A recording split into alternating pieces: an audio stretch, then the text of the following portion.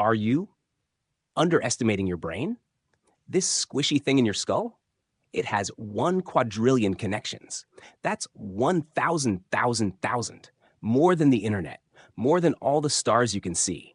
And somehow, you still forget where your keys are. Let's fix that. Your brain is a supercomputer, and today I'll show you how to use it for instant recall. Not someday, now. Part 1, Brain Power Explained. You've got around 86 billion neurons in your brain. Each of them can connect to up to 10,000 other neurons. That's how we get to 1 quadrillion synapses. It's like having a supercomputer running on imagination, emotions, and caffeine. But here's the problem. Most people are using this incredible machine like a potato with Wi-Fi. So let's upgrade your brain from potato mode to God-tier recall. Here's a weird truth. Your brain doesn't store memories like a hard drive. It rebuilds them every time you remember something. Every memory is a reconstruction, not a replay. And every time you forget, that just means your reconstruction team didn't get the blueprint. But we can fix that. Part 3, Memory Hack Memory Palaces. Let's talk about your first brain hack, memory palaces. This technique is over 2,000 years old, used by Greek philosophers, Roman senators, and the guy who can memorize 500 digits of pi for no reason. Here's how it works. Imagine your house. Walk through it in your mind. Now, let's say you need to remember this list. Bananas, milk, toothpaste, eggs, batteries. In your front hallway, a giant banana is breakdancing. In your kitchen, milk is exploding from the sink like a geyser. In the bathroom, a massive toothpaste tube is brushing the mirror. On your bed, a dozen eggs are hatching tiny screaming chickens. And in your closet, batteries are throwing a rave party. Weird? Yes. Memorable? Absolutely. Your brain loves bizarre, emotional, visual stories.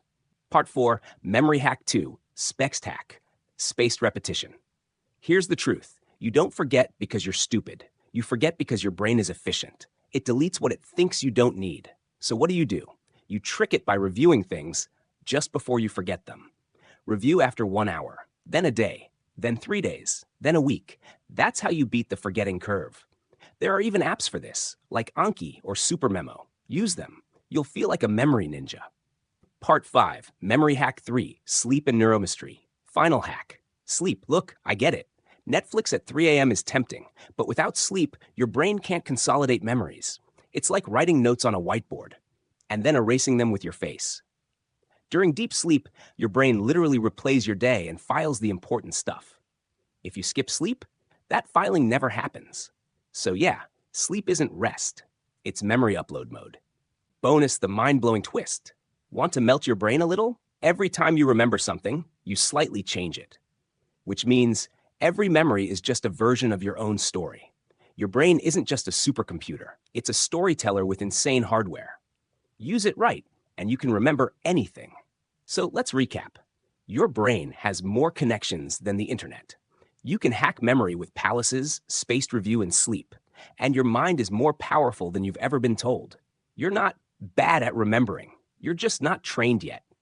If this helped you unlock even 1% of your brain's potential, hit that like button. Drop a comment. What's one weird place you'd put a memory in your memory palace? And if you want more tools to upgrade your brain, subscribe.